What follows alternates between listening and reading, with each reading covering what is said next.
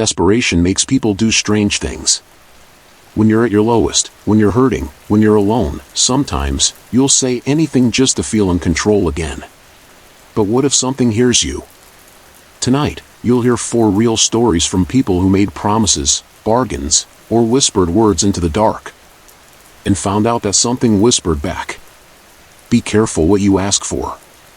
Some deals don't come with instructions, only consequences. What I said out loud that night still haunts me. Story 1, Michael's account. My name is Michael, and I never believed in the paranormal. Not really. I always figured people saw what they wanted to see, shadows, tricks of the mind, maybe just the weight of guilt twisting itself into something they could point to. That was before what happened to me. And I'm not even sure I can call it a haunting. It started about 8 years ago. I was going through one of the lowest points of my life. I had just lost my job, my girlfriend had moved out, and I was drowning in debt. I lived alone in a studio apartment with no AC, barely any furniture, and a growing feeling that I'd somehow broken something in my life that I couldn't fix. One night, I was drunk, scrolling through my phone looking for, I don't even know what. Distractions. I ended up in this online forum.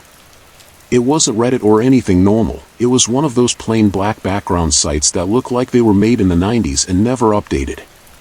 It had one thread called Make It Worth It. I don't even know why I clicked it.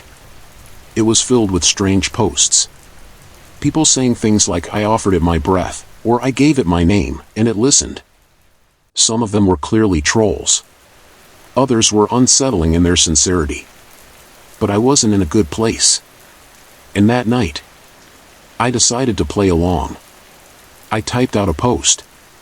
Just a sentence. I offer whatever it takes. I just want my life to turn around. I hit post and shut my phone off. That's all I did. I didn't light candles. Didn't say any names. Just typed that line and went to bed. But things changed. Within a week, I got a call from an old boss offering me contract work. My rent was reduced because the building had structural issues, but nothing serious. I met someone. Things started to feel easy. Unnaturally easy. And then the dreams began. At first, they were vague, just shadows moving around my apartment. But they got clearer. Every night, I would dream of standing in my kitchen, looking at myself. Not a reflection. A second me. Same face, same clothes, except it wouldn't blink. It just watched me, sometimes smiling, sometimes frowning. But it never spoke. I'd wake up sweating. Always around 3:11 a.m. I told myself it was stress. Or maybe just too much alcohol. Until the night I walked into my kitchen and saw the exact position from my dream. The same angle. The same shadows. I stared at the spot where he always stood. And I swear, for half a second, there was a shimmer. Like heat rising off asphalt. After that, things started going wrong. Small at first. I'd lose time. I'd get home and find the front door unlocked. The water in the bathroom would be running. My phone would have calls I didn't make. My new girlfriend told me I called her one night and whispered something. I had no memory of it. One night, I came home and all the mirrors in my apartment, every single one, were covered with bed sheets. I live alone. I asked my landlord if maintenance had been inside. He swore no one had entered. Said he even checked the security camera. Nothing. But I saved the worst for last. One night, I woke up and couldn't move. I was frozen in place, eyes open. And at the foot of my bed, I saw it. Not the shadow. Not the me from my dreams. It was darker than the room. No eyes. No face. Just a silhouette that leaned closer and closer, until it was right over me. Then it whispered, "Now you know what you gave." I woke up the next morning on the floor. I moved out 2 days later. Deleted everything off that old phone. Burned it, just to be sure. Nothing ever came back, not exactly. but things haven't been right since. I see shapes out of the corner of my eye. Hear footsteps when I'm alone. And sometimes, when I look in a mirror, I feel like something is looking through me. So no, I didn't sign anything. Didn't spill blood or chant a name. I just said it out loud. And apparently, that was enough. I promised something I shouldn't have. Story 2, Alina's account. My name is Alina, and I don't really like talking about what happened. But I guess part of me feels like I have to. Because if I don't, maybe someone else will make the same mistake I did. This happened when I was in my early 20s.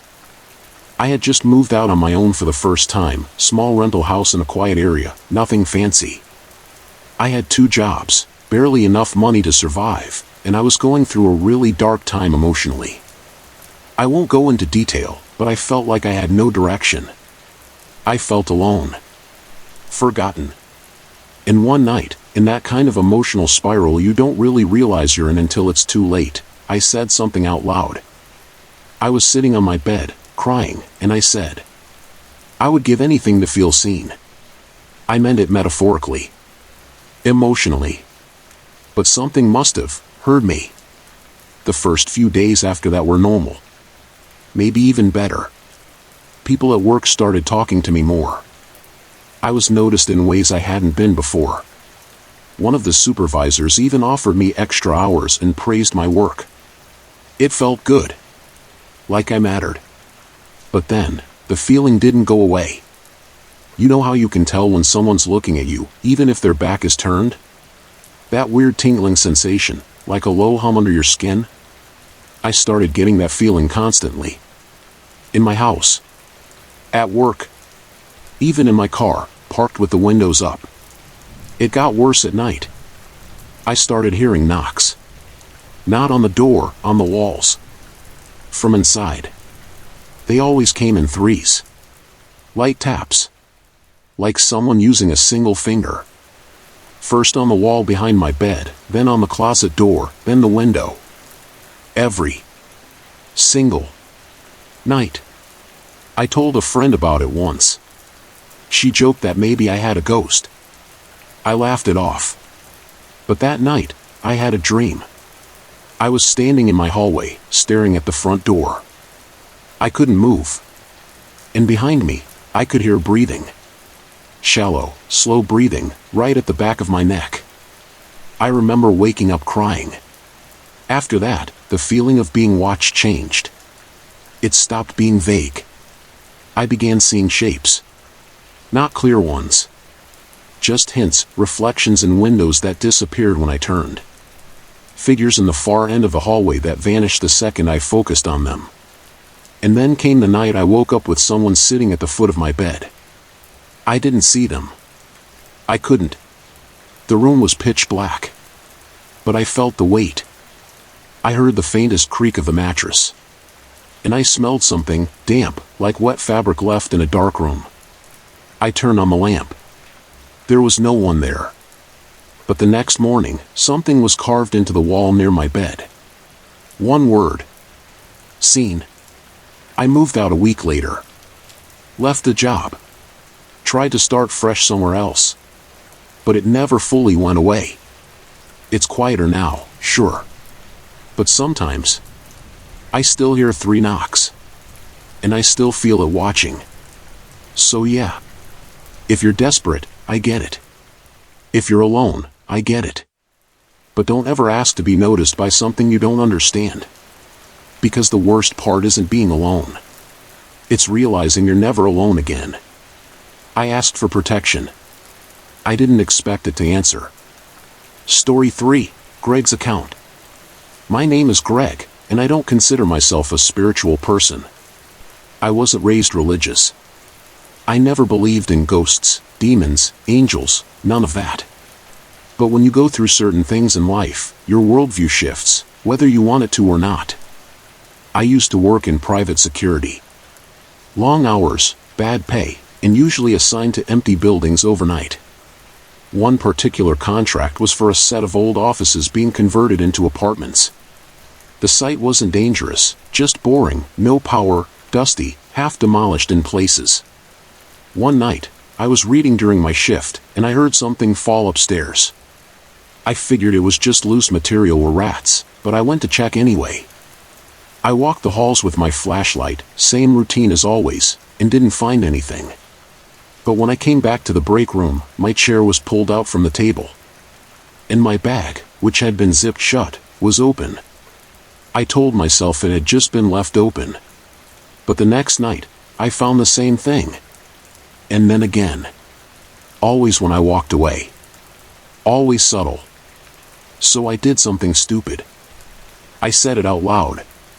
Not dramatically. Just under my breath, with a sarcastic tone. If there's something here, maybe watch my back for once. I didn't mean it. Not really. But after that, things changed. For the next few nights, I felt safer. Even comfortable. The place didn't feel so empty anymore. In fact, I started leaving my bag unzipped, just to see if it would get touched again. It never did. Then one night, a man tried to break in. It was around 3 a.m. I heard the back door rattle. By the time I got there, the lock was broken and someone was halfway inside. I pulled my flashlight and told him to back off. He hesitated, but then something happened I still can't explain. He suddenly stepped back. Not from me. He was staring past me, wide-eyed. Then he turned and ran. Hard. I didn't even ask questions. I locked the door again and called it in. But the weird part? When I turned around, there was nothing behind me.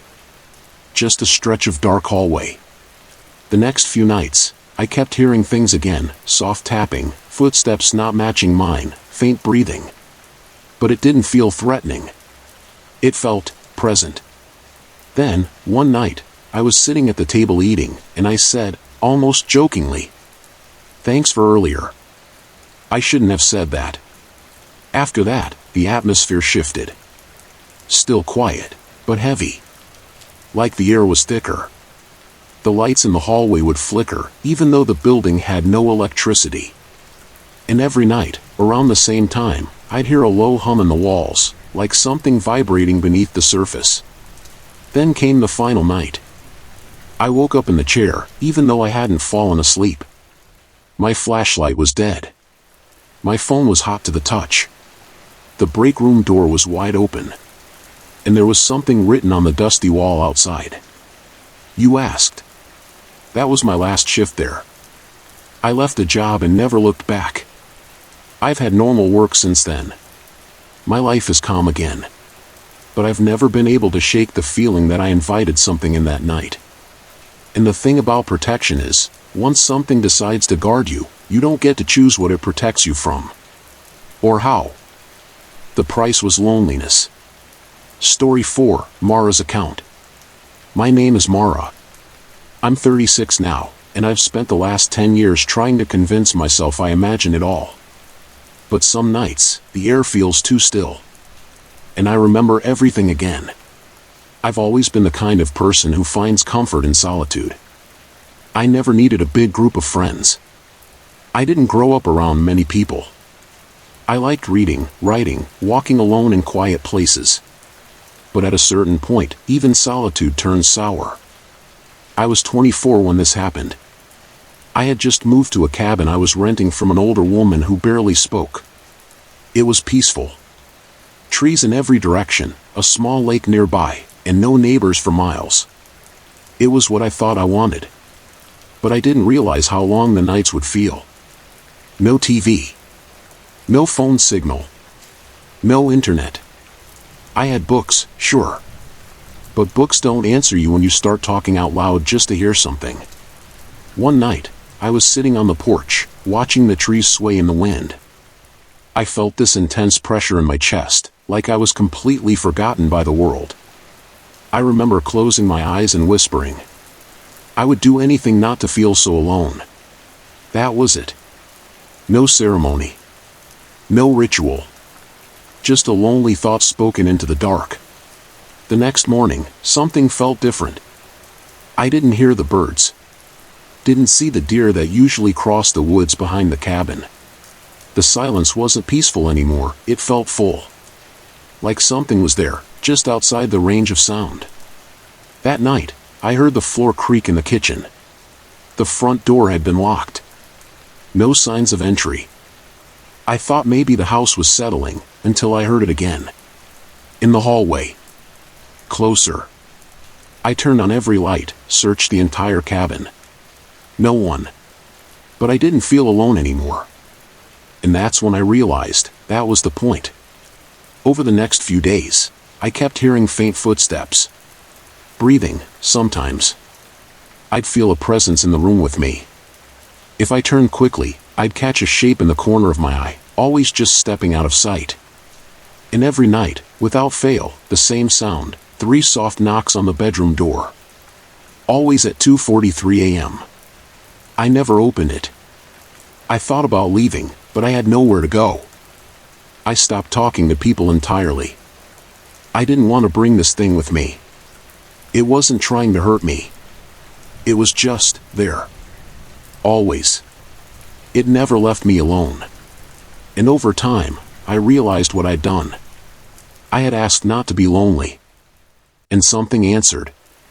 But it didn't bring me companionship. It brought me a presence. Constant, silent, and watching. Sometimes I think it was trying to understand me. Mimic me. I'd hear it walk when I walked. Breathe when I breathed. One night, I even heard it humming, a tune I had hummed days earlier, echoing from the basement, where I never went. Eventually, I left. I moved back to a city. Got a job, reconnected with people. I filled my life with noise. But I still feel it sometimes. When I'm alone too long. When I forget to sleep with a light on. It hasn't followed me, not physically. But part of it still lingers. So if you ever find yourself whispering to the dark, be careful what you ask for. Because loneliness is painful. But being kept is worse. We all want something. A better life. A second chance. To not be alone. But if you ever find yourself whispering into the silence, just remember. Something might be listening. Thanks for watching. Stay safe. Stay grounded. And never, ever make a promise in the dark.